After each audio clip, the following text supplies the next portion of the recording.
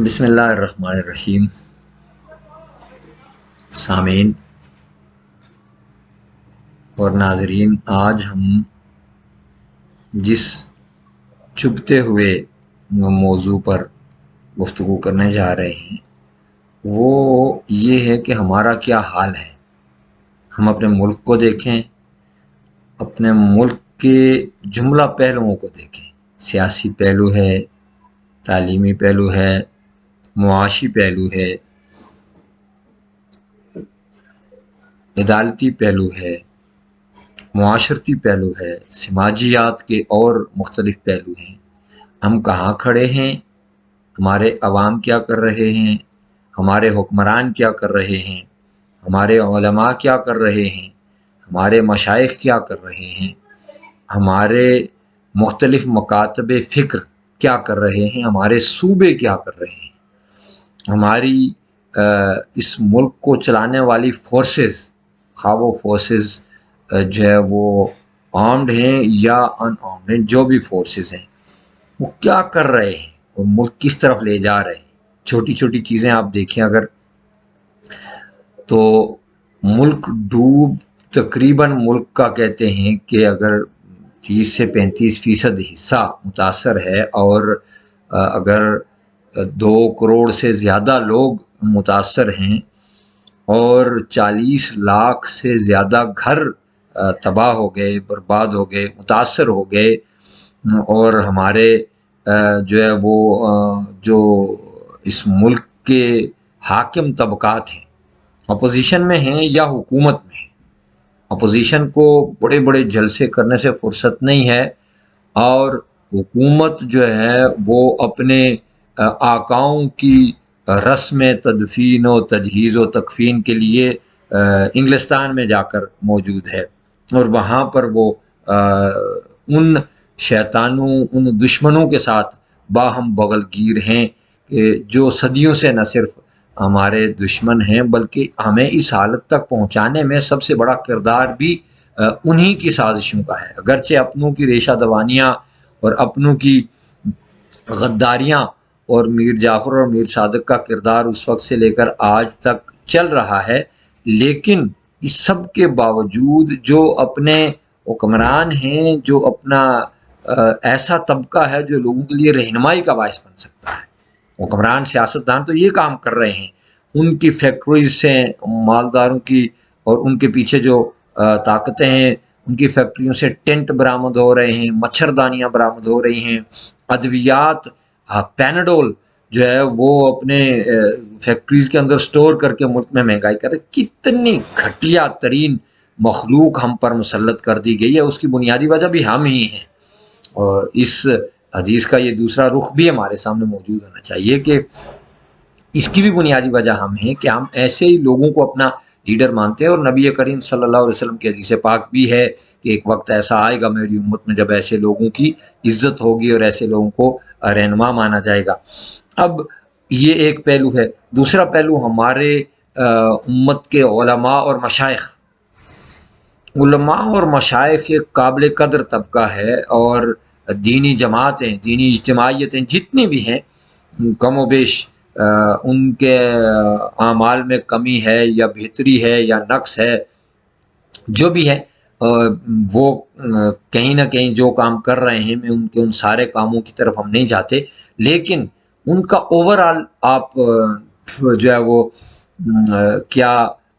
Overall रवैया देखें उनका, उन लीडर्स का, उन मसालिक के ठेकेदारों का, उन खानकाहों के ज़िम्मेदारों का रवैया देखें। अपनी खानकाह के मफादात से बाहर नहीं निकलते, अपने मसलक के एक ख़ास हिसार से बाहर नहीं निकलते और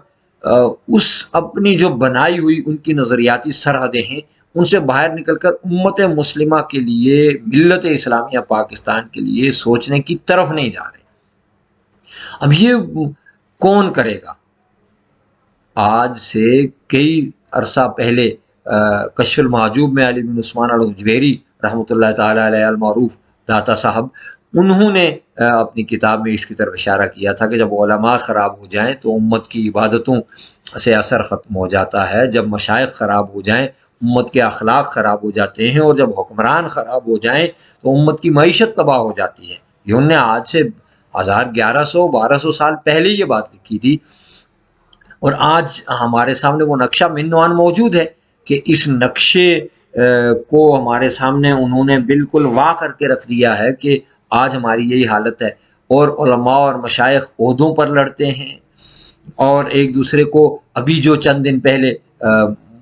वाकया मैंने मीडिया पर देखा कि एक साहब एक प्रोग्राम में तकरीर करने के लिए तशरीफ़ लाए, और एक दूसरे ग्रुप ने मस्जिद के तक़द्दुस को भी वहाँ पर जो है वो बहाल नहीं रखा, पामाल कर दिया, मस्जिद में जूते चलाने की कोशिश की गई।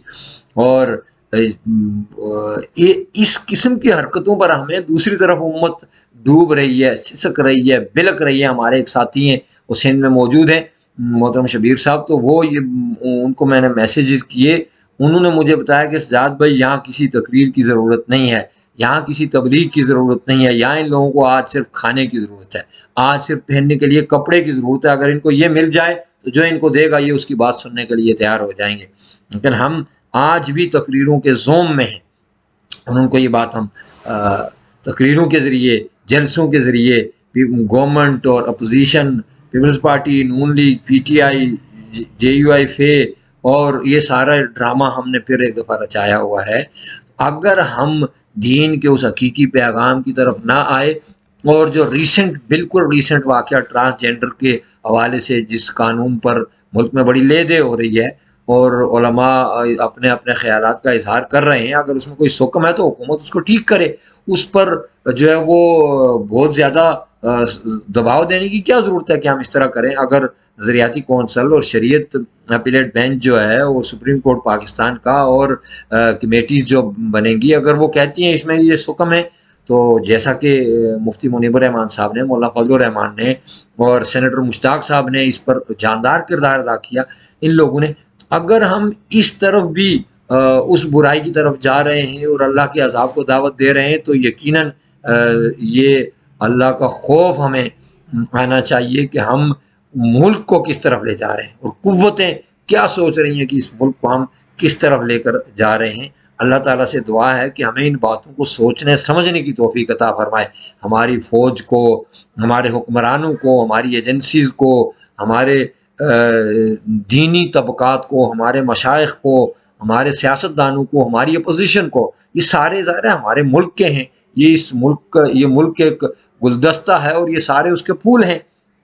और हर फूल की एक अपनी अपनी अहमियत है। हम किसी फूल को अलग करके मुल्क को संवारने की कोशिश नहीं कर सकते कि सबको अलग कर दिया जाए और मुल्क ठीक कर दिया जाए। ये सोच भी इंतहा पसंदाना सोच है। तो अल्लाह ताला से दुआ है कि हमें मुल्क की इन चीज़ों के बारे में, बुनियादी चीज़ों के बारे में सोचने की तौफीक इनायत फरमाए। इन चीज़ों के बारे में क्या सोचेंगे, इंशाअल्लाह ताला इस पर हम आगे बात करेंगे।